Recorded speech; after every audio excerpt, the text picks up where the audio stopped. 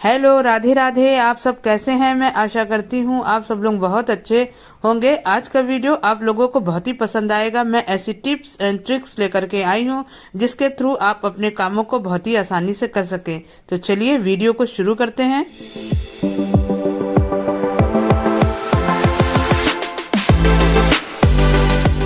मेरी पहली टिप यहाँ पर मिनी चॉपर को लेकर के, जब भी हम लोग कोई चीज चॉप करते हैं इस चॉपर में तो इसकी कैप बहुत ज्यादा गंदी हो जाती है और हम लोग उसको धुलते हैं।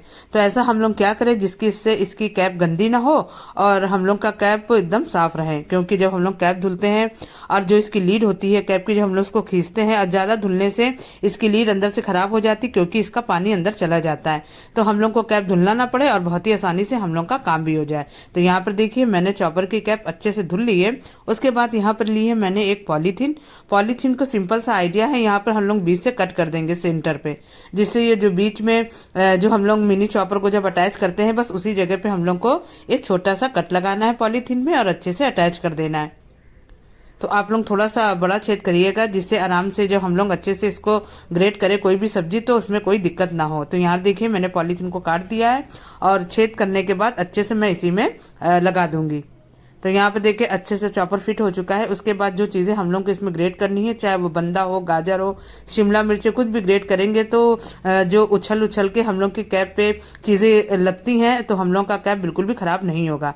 तो क्योंकि हम लोग ने यहाँ पे पॉलीथीन लगाई है, चलिए आपको खोल के दिखाती हूँ। ये देखिए हम लोग जब पॉलीथीन लगा के कोई भी चीज चॉप करेंगे इस मिनी चॉपर में तो हम लोग का कैप बिल्कुल साफ रहेगा, ज्यादा गंदा भी नहीं होगा।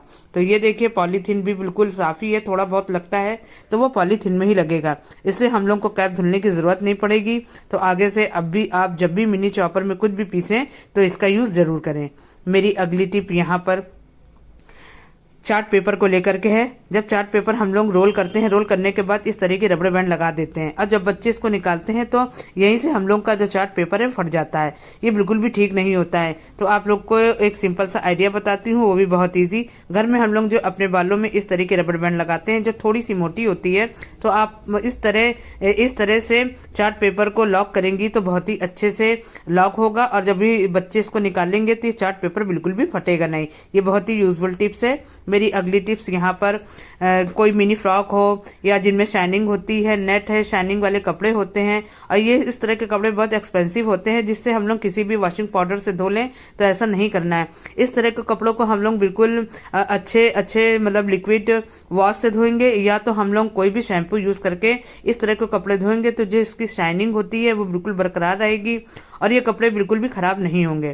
तो यहाँ पर मैं ले रही हूँ एक क्लिनिक प्लस का शैम्पू, तो बस उसी से मैं इन तरह के कपड़ों को धोती हैं, जिससे ये फ्रॉक हो या कोई भी साड़ियाँ वगैरह हो जो बहुत महंगी होती हैं, जिससे उनकी चमक ना जाए, उनकी शाइनिंग बिल्कुल बनी रहे। तो बस इस तरह के शैम्पू से हम लोग कपड़े धोएंगे तो हम लोग के कपड़े बिल्कुल सेफ रहेंगे, ज्यादा दिनों तक वो बिल्कुल शाइनिंग मारेंगे और बिल्कुल भी खराब नहीं होंगे। तो आप लोग जब भी इस तरह के कपड़े धोएं तो प्लीज क्लिनिक प्लस या कोई भी जो भी आपको शैम्पू पसंद हो उसको यूज करके कपड़ों को धो सकती हैं। मेरी अगली टिप यहाँ पर प्याज को लेकर के है।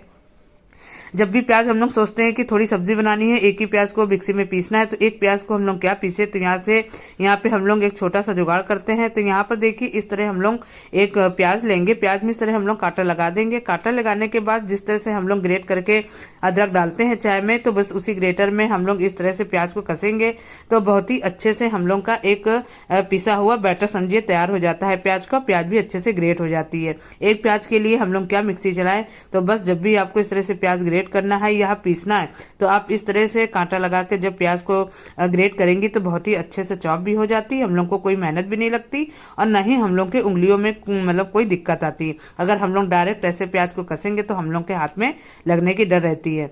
तो बस आगे से आप जब भी प्याज आपको ग्रेट करनी हो, थोड़ी हो या ज्यादा है, तो आप इस तरह कांटा लगाकर प्याज को इस ग्रेटर में अच्छे से ग्रेट कर सकती हैं। ये बहुत ही यूजफुल टिप्स है। मेरी अगली टिप यहाँ पर साबुन को लेकर के। ऐसा हो सकता है कि बगैर साबुन को गीला करे हुए हम लोग अच्छे से हाथ धो ले। हम लोग कहीं सफर में जाते हैं तो सोप पेपर जरूर रखते हैं। तो आज बहुत ही अच्छा आइडिया लेकर के आई हूँ। तो यहाँ पर देखिए मैंने डेटॉल साबुन लिया है, यहाँ पर छोटा मैंने डेटॉल साबुन ले लिया है। इसको मैंने एक प्लेट में रखा है। यहाँ पे मैंने एक छोटा सा कंटेनर लिया है। तो यहाँ पे मैं क्या करने जा रही हूँ, जो बगैर गीला करे साबुन से हम लोग अच्छे से हाथ धो लेंगे। तो ये देखिए, जैसे हम लोग आलू को छीलते हैं तो बस उसी तरह हम लोग इस ग्रेटर को लेंगे। जैसे हम लोग आलू छीलते हैं तो बस इसी तरह हम लोग को साबुन को छीलना है और इस तरह के छोटे पीस कर लेने हैं। आप चाहे तो थोड़ा मोटा पीस कर सकती हैं या पतला पीस कर सकती हैं, वो आपकी इच्छा अनुसार है। तो यहाँ देखिए, हम लोग को ज्यादा कुछ नहीं करना, ना ही कोई मेहनत करनी है, बस आराम से ग्रेट करके हम लोग इस तरह से साबुन को निकाल लेंगे। तो इससे ये होगा कि जब हम लोग कहीं सफर में जाते हैं तो पेपर सोप रख लेते हैं। अगर पेपर सोप यूज करते हैं या कभी भूल जाते हैं तो आप लोग एक साबुन लीजिए, साबुन को इस तरह से पतला पतला ग्रेट करके हम लोग किसी भी एक छोटे से बॉक्स में रख लेंगे और उसके बाद जब भी हमको यूज करना होगा एक पीस निकाल लेंगे। बहुत ही अच्छे से हम लोग इसको हाथ में लगा के जब यूज करेंगे तो हम लोग जैसा लगेगा कि हम लोग साबुन ही यूज कर रहे हैं। तो इससे हम लोग का पूरा साबुन गीला भी नहीं होगा और साबुन भी हम लोग का बचा रहेगा। तो यहाँ देखिए, एक मैंने छोटे से कंटेनर में इन साबुनों के जो हमने पीस छोटे छोटे करके निकाले हैं तो बस इसी में रख लेंगे। तो चलिए आपको हाथ धुल के दिखाती हूँ कि कैसे हम लोग यहाँ पर एक पीस लेंगे। मैंने हाथ को गीला कर लिया है। बस हाथ को गीला करने के बाद मैंने एक छोटा सा पीस लिया, अच्छे से हाथों में मैंने मल लिया है। ये देखिए, मलने के बाद ये वैसे ही फेना दे रहा है जैसे एक सोप पेपर का हम लोग यूज करते हैं। तो बस हम लोग वो क्यों खरीदे, क्यों पैसा खर्च करें, घर में थोड़ा सा ही साबुन को यूज करके हम लोग ग्रेट करके अपने लिए रख सकते हैं छोटे से बॉक्स में और कहीं भी इसको ले जा सकते हैं। तो यहाँ देखिए, मैंने हाथ धुल लिया है और ऐसा नहीं है कि ये साबुन हम लोग की बेकार हो गई है। ये हम लोग साबुन फिर से घर में यूज कर सकते हैं। जब हम लोग कहीं बाहर जाते हैं इस तरह के साबुन को जब थोड़ी बचती है तो छोड़ देते हैं कि क्या इसको लेकर के जाए। तो आगे से आप लोग इस तरह साबुन ग्रेट करके जरूर रखें। मेरी अगली टिप यहाँ पर इस तरह के बॉक्स को लेकर के, यहाँ पर मैंने प्लास्टिक का थोड़ा सा बड़ा बॉक्स लिया है और इस तरह के कुछ रबर बैंड लिए हैं। तो यहाँ पर रबर बैंड का बहुत ही अच्छा यूज है। मैं यहाँ पे करीबन 6 से 7 रबर बैंड इस बॉक्स में लगा दूंगी। तो इस रबर बैंड को मैं इस बॉक्स में क्यों लगा रही हूँ, इसका बहुत ही अच्छा यूज है। तो यहाँ पे करीबन मैं 4 रबर बैंड लगा दूंगी। अक्सर ऐसा होता है ना, हम लोग घर में साबुन का यूज करते हैं, चाहे वो नहाने वाला साबुन हो या कपड़े धोने वाला साबुन हो, हम लोग उसका यूज करते हैं और डायरेक्ट इस बॉक्स पे रख देते हैं या किसी भी साबुनदानी पे हम लोग इस तरह से रख देते हैं। इससे ये होता है कि हम लोग का साबुन होता है बहुत ज्यादा गलता है, चाहे हम लोग कपड़ा धोकर रखें या नहाने वाला साबुन हो। तो यहाँ पर जब आप लोग इस तरह से रबर बैंड लगाकर बॉक्स को तैयार कर लेंगी और फिर कोई भी साबुन रखेंगी, चाहे कपड़े धोने वाला हो या नहाने वाला, तो वो गलेगा भी नहीं बिल्कुल और काफी दिनों तक चलेगा। इस तरह से हम लोग का साबुन बिल्कुल भी वेस्ट नहीं करेगा होगा। तो आप लोग जब भी साबुन को रखें तो इस तरह रबर बैंड लगाकर रखेंगी तो साबुन बहुत दिनों तक यूजफुल रहेगा। और यहीं पे मैं अपनी वीडियो का एंड भी करती हूँ। आपको मेरा वीडियो पसंद आए तो प्लीज लाइक शेयर जरूर करिएगा और कमेंट करके जरूर बताइएगा वीडियो कैसी लगी। अगर आप मेरा वीडियो पहली बार देख रहे हैं तो प्लीज इसे सब्सक्राइब करना बिल्कुल भी ना भूलें। ओके बाय, कल आपसे फिर एक नई वीडियो में मिलती हूँ।